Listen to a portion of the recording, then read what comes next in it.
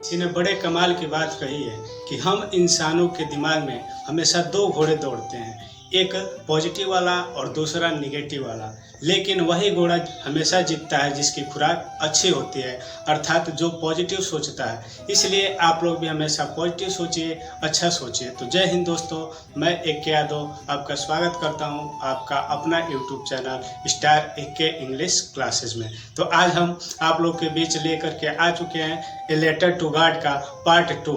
Part 1 में हम लोग पढ़ चुके थे कि लेंचो के घर के बारे में, यानी लेंचो का घर कहाँ पर स्थित था, उसका फसल कैसा था, उसके बारे में हमने आपको बता दिया था। लेकिन आज जो है, आज आप पार्ट 2 में हम पढ़ेंगे उसके आगे की कहानी। तो आइए स्टार्ट करते हैं ए लेटर टू गॉड का पार्ट 2। अब देखिए यहाँ पे दे रहा है आपका, now we are really going to get some water woman. यानी यहाँ पे लेंचो जो है अपने पत्नी से कहता है कि now we are really going to get some water woman. यानी अपने पत्नी से कहता है कि प्रिय, अब लगता है कि हमें कुछ पानी प्राप्त हो गया, यानी हम कुछ पानी प्राप्त करने जा रहे हैं। अर्थात उसके खेतों का, यानी पार्ट 1 में हम बता देते हैं कि उसके खेतों को वह पानी की आवश्यकता थी, यानी एक बौछार की या तेज बारिश की। तो अपने पत्नी से कहता है कि now we are really going to get some water human. यानी अपने पत्नी से कहता है कि प्रिय, अब लगता है कि हम लोग कुछ पानी प्राप्त करने जा रहे हैं। अब देखिए यहाँ पे पत्नी क्या कहती है, द ह्यूमन यानी पत्नी, हु यानी जो, वाज प्रिपेयरिंग सपर यानी जो शाम का भोजन, यानी रात के लिए भोजन बना रही थी, शाम के समय में भोजन बना रही थी। तो कह रहा है कि the human who was preparing supper यानी पत्नी जो शाम का भोजन बना रही थी, रिप्लाइड यानी उत्तर देती। अब उत्तर क्या दिया, yes God willing, yes God willing, हाँ यदि भगवान ने चाहा तो। यानी पत्नी क्या उत्तर देती है कि हाँ यदि भगवान ने चाहा तो।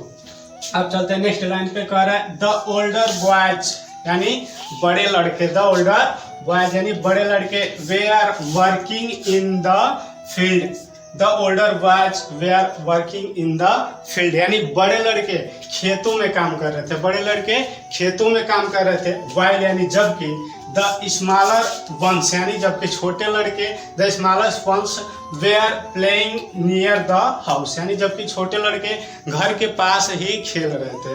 कह रहे यहाँ पे कि the older boys way are working in the field यानी बड़े लड़के खेतों में काम कर रहे थे, जबकि the while the smaller ones they are playing near the house जबकि छोटे लड़के घर के पास ही खेल रहे थे।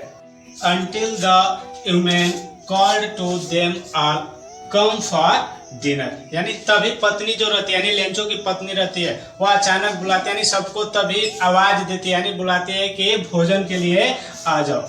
लेंचो की पत्नी यानी कहती है कि कम फॉर डिनर यानी रात के भोजन के लिए, यानी शाम के समय में भोजन बन रहा था। अब शाम के समय भोजन बन रहा था तो शाम के समय व्यक्ति तो कोई खाता नहीं है, तो इसलिए यानी रात के समय में, यानी रात के समय यानी 7-8 बजे टाइम वो बुलाती है कि कम फॉर डिनर यानी भोजन के लिए आ जाओ। अब चलते हैं हम लोग अगले पैराग्राफ।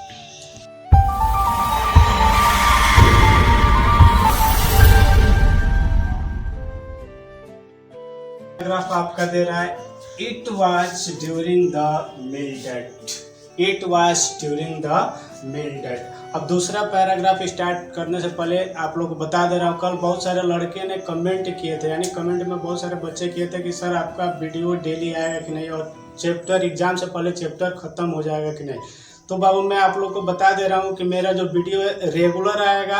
बहुत ही अगर रेयर केस में यानी कोई इमरजेंसी पड़ जाती है तभी मेरा वीडियो नहीं आ पाएगा, नहीं तो मेरा जो वीडियो है रेगुलर आपको यूट्यूब पर मिल जाएंगे। और मैं आपको बता दे रहा हूँ कि एग्जाम से पहले, यानी एग्जाम से पहले मैं किसी भी कंडीशन में पूरा चैप्टर खत्म कर दूंगा, चाहे वह लिटरेचर का हो या ग्रामर का। और 1-2 बार यानी जितने भी इंपॉर्टेंट क्वेश्चन है उसका मॉडल पेपर भी मैं उपलब्ध करा दूंगा, और आप लोगों को मैं पूरा बिल्कुल डिटेल से बता भी दूंगा। तो अब हम चलते हैं दूसरे पैराग्राफ पे। कह रहा है it was during the meal diet यानी भोजन करते समय ही, यानी भोजन के दौरान ही, भोजन के दौरान ही, just as Lencho had predicted. अब प्रेडिक्टेड मीन्स होता है अनुमान लगाना या भविष्यवाणी करना। तो कह रहा है कि जैसा कि लेंचो ने अनुमान लगाया था, it was during the meal diet, तो भोजन करते समय ही यानी भोजन के दौरान ही, कह रहा है big drops of rain began to fall, big drops of rain began to fall, यानी वर्षा की बड़ी बड़ी बूंदें गिरने प्रारंभ हो गए, यानी वर्षा की बड़ी बड़ी बूंदें गिरने प्रारंभ हो गए। अब कह रहा है in the north east, in the north east यानी उत्तर पूर्व दिशा से, उत्तर पूर्व दिशा से huge mountains of clouds could be seen approaching, यानी कह रहा है कि उत्तर पूर्व दिशा से बड़े बड़े यानी बादलों के विशाल पर्वत आते हुए दिखाई दे रहे थे। अब ये अप्रोचिंग मीन्स होता है नदी का ना, यानी यहाँ पे कह रहा है कि इन द नॉर्थ ईस्ट यानी उत्तर पूर्व दिशा से, यानी बादल किस कोने पर लगते हैं, उत्तर पूर्व दिशा से, यानी उत्तर पूर्व दिशा पर क्या हो रहा था, ह्यूज माउंटेन्स, यानी कह रहे हैं यहाँ पे ऑफ क्लाउड्स, यानी यहाँ पे बादलों के बड़े बड़े पर्वत, यानी यहाँ पे माउंटेन्स का मतलब पर्वत की बात नहीं कर रहा है, बादलों का जो आकार होता है बड़ा था, यानी वह पर्वत के जैसे दिखाई दे रहा था, इसलिए यहाँ पे माउंटेन्स शब्द का प्रयोग किया गया है। तो कह रहा है कि in the north east huge mountains of clouds, यानी कह रहा है कि उत्तर पूर्व दिशा से बादलों के बड़े बड़े पर्वत कुड बी सीन अप्रोचिंग, यानी आते हुए दिखाई दे रहे थे, यानी नदी के आते हुए दिखाई दे रहे थे। The air was fresh and sweet, the air was fresh and sweet, यानी ताजी और सुहावनी हवा चल रही थी, ताजी और सुहावनी हवा चल रही थी। अब चलते अगला पैराग्राफ पे, कह रहा है the man went out for no other reason, यानी यहाँ पे देखिए मैन शब्द लेंचो के लिए प्रयोग किया गया है। कह रहा है कि the man went out for no other reason, यानी लेंचो जो है इस कारण से बाहर गया कि, यानी किसी और कारण से नहीं गया बल्कि इस कारण से बाहर गया कि then to have the pleasure of feeling the rain on his body, यानी कह रहा है यहाँ पे कि लेंचो जो है यहाँ पे the man went out for no other reason, यानी कह रहा है कि मतलब लेंचो इस कारण से बाहर गया कि then to have the pleasure of feeling the rain on his body, यानी वह वर्षा की बूंदों को, यानी जो वर्षा की बूंदें गिर रही थी उसको अपने शरीर पर महसूस कर सके। अब जैसे क्या होता है बारिश होती है तो बहुत सारे लड़के यानी छोटे छोटे लड़के जो होते हैं नहाने के लिए चले जाते हैं, तो अभी वर्षा के बूंदों को महसूस करने के लिए क्या कर रहा था, अब बाहर जाता है, अपने घर से बाहर जाता है। फिर कह रहा एंड व्हेन ही रिटर्न, यानी जब वह वापस आया था, और जब वह वापस आया ही एक्सक्लेम्ड, एक्सक्लेम्ड मीन्स होता है प्रसन्नता, यानी आश्चर्य से कहता है, यानी वह प्रसन्न होकर के कहा, यानी उसने खुशी प्रकट की यहाँ पे। तो कह रहा है कि and when he return he exclaimed, यानी जब वह वापस आया तो उसने खुशी से कहा, यानी प्रसन्न होकर के कहा।